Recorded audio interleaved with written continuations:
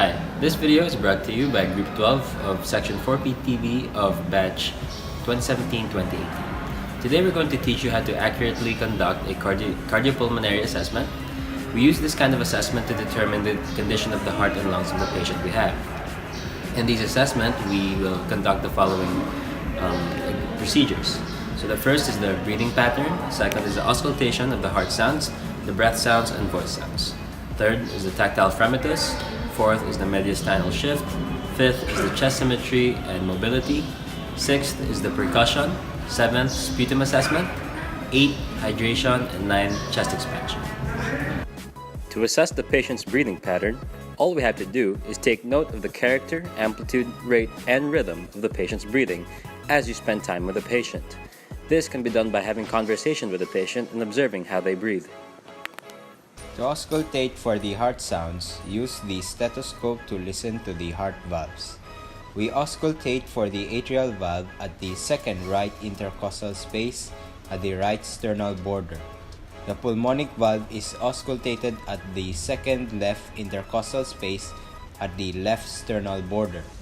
For the tricuspid valve, it can be auscultated at the fourth left intercostal space at the lower left sternal border. As for the mitral valve, it can be heard at the fifth left intercostal space found at the mid-clavicular line. The first heart sound is a long, low-pitched sound that is heard upon the closure of the AV valves. The second heart sound is a rapid, high-pitched sound heard when the semilunar valves close. The third heart sound is heard immediately after the second heart sound and is physiologically normal in young people. It is associated with ventricular filling. If heard in older people, it is indicative of congestive heart failure and is referred to as ventricular gallop.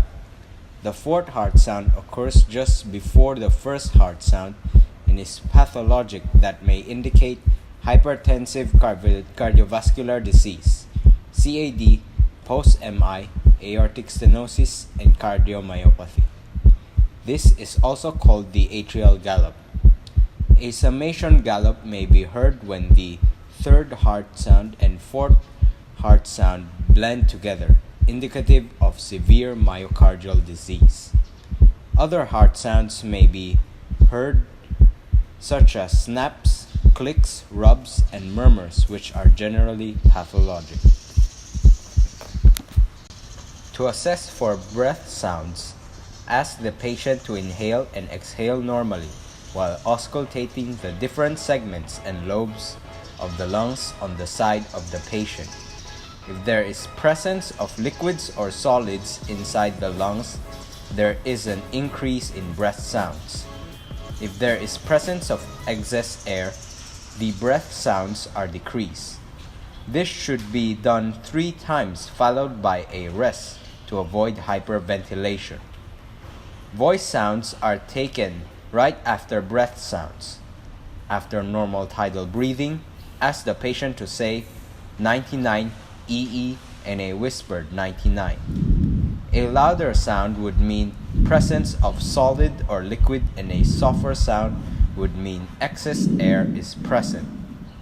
Auscultate the anterior side first, starting with the apical segment of the upper lobe located immediately above and below the clavicles. The left anterior segment of the upper lobe right between the clavicle and the nipple. The lingula of the middle lobe superior and inferior to the left nipple. The right anterior segment of the upper lobe. The right middle lobe medial and lateral to the right nipple. Anterior segment of the lower lobe immediately lateral to the right nipple. Lateral segment of the lower lobe of the right at the mid-axillary line below the scapula. Anterior lower lobe of the left. And the lateral segment of the lower lobe. Posteriorly, the apical segment of the upper lobe is located lateral C7. Superior lower lobe of the right is located medial to the scapula, between the root of the spine and inferior angle. Posterior segment of the right upper lobe located at the spine of the scapula. Right superior segment of the upper lobe. Posterior segment of the right lower lobe, medial and inferior to the inferior angles.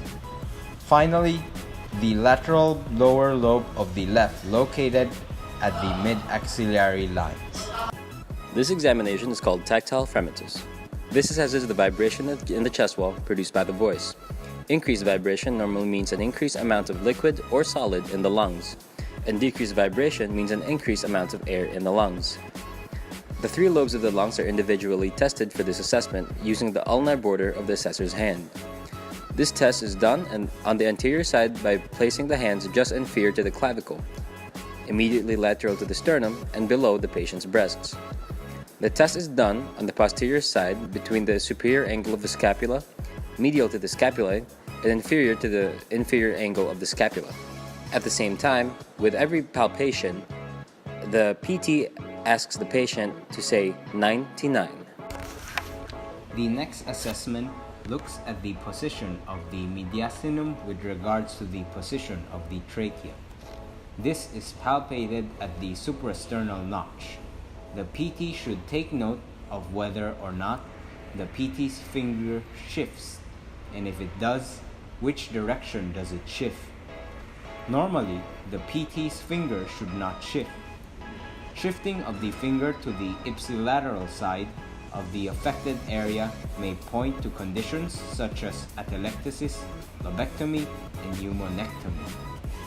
Shifting of the finger to the contralateral side may point to conditions such as pneumothorax and pleural effusion. The next assessment is called the chest symmetry and mobility assessment. This allows the assessor to compare the expansion of the upper, middle, and lower lobes of the lungs relative to one another during breathing. Anteriorly, the chest expansion of the upper lobe is assessed at just below the clavicle, and then the middle lobe at the xiphoid angle. The lower lobe is assessed at the posterior side just below the inferior angle of the scapula. Unequal deviation of either of the assessor's thumbs from the midline signifies uneven mobility of that particular lobe between the two lungs. Percussion is used to suggest changes in lung density and is assessed by using two index fingers, one on the intercostal space, then the other will be used to tap on the nail bed of the other index finger.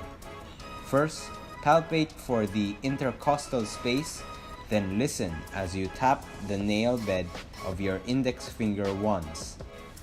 Normally, you will hear a low pitch and hollow sound called resonant.